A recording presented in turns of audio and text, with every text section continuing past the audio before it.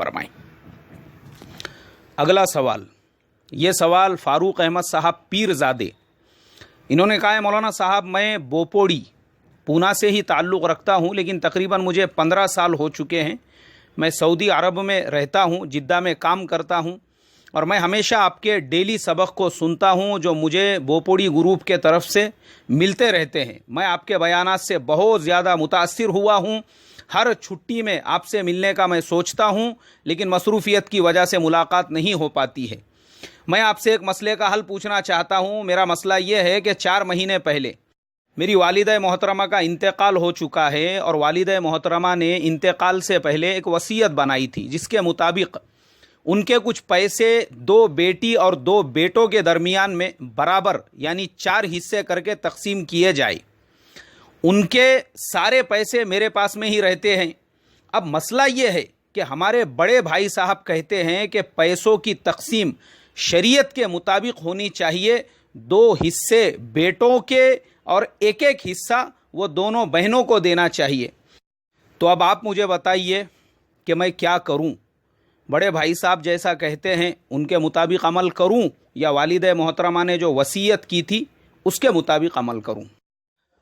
भाई हमारे फारूक पीरजादे साहब, आपका जो मसला है उसके जवाब के सिलसिले में मुझे बहुत सारे किताबों की वर्क गर्दानी करनी पड़ी, लेकिन अल्लाह के फजलो करम से हज़रत थानवी रहमतुल्लाह अलैह की बहिश्ती ज़ेवर में तफसील के साथ में एकदम परफेक्ट जवाब मुझे मिल गया। हज़रत थानवी रहमतुल्लाह अलैह ने लिखा, जो शख्स वारिस हो जैसे माँ बाप, बीवी, शोहर, बेटा बेटी वगैरह वगैरह, उनके लिए वसीयत करना सही नहीं है।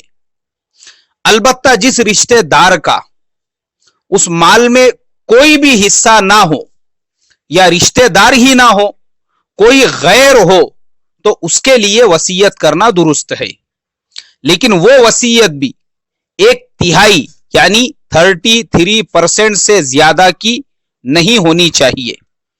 अगर किसी ने अपने वारिस के लिए वसीयत कर दी कि मेरे बाद इसको फुला चीज दे दी जाए या इतना माल दे दिया जाए, तो उसको वसीयत से कुछ लेने का हक नहीं है।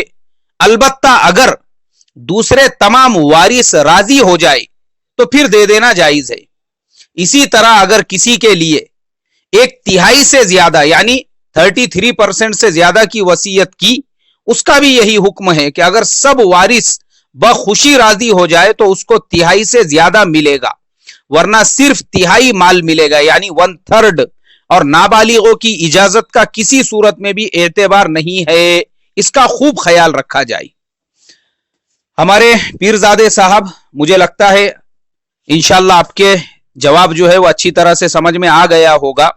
हजरत थानवी रहमतुल्लाह अलैह ने ये जो मसला लिखा है, ये अल्लाह के प्यारे नबी सल्लल्लाहु अलैहि वसल्लम के उस हदीस की रोशनी में लिखा है जिसमें अल्लाह के प्यारे नबी सल्लल्लाहु अलैहि वसल्लम ने फरमाया, इन्नल्लाह क़द अअता कुल्ला ज़ी हक़्क़िन हक़्क़हु फला वसिय्यत लिवारिसिन, रवाहु अबू दाऊद।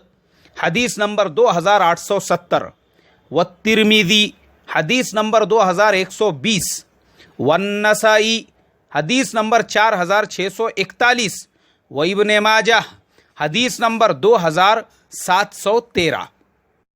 अब हमारे फारूक अहमद साहब, यह अहादीस की रोशनी में और बहिश्ती ज़ेवर में हज़रत थानवी ने जो इसकी बेहतरीन अंदाज में वजाहत की है, मुझे अल्लाह की ज़ात से 100% उम्मीद है मसला आपके समझ में आ गया होगा कि अपने वारिसीन के लिए जो वसीयत की जाए वो बातिल है।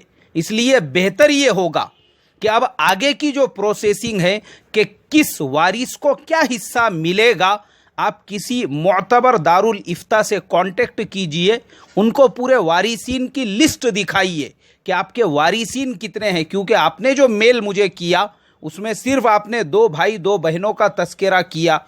हो सकता है आपके वालिद साहब भी हो, वो भी वारिसीन में शुमार होंगे। उनके अलावा आपकी वालिदा मोहतरमा के वालिदैन भी होंगे।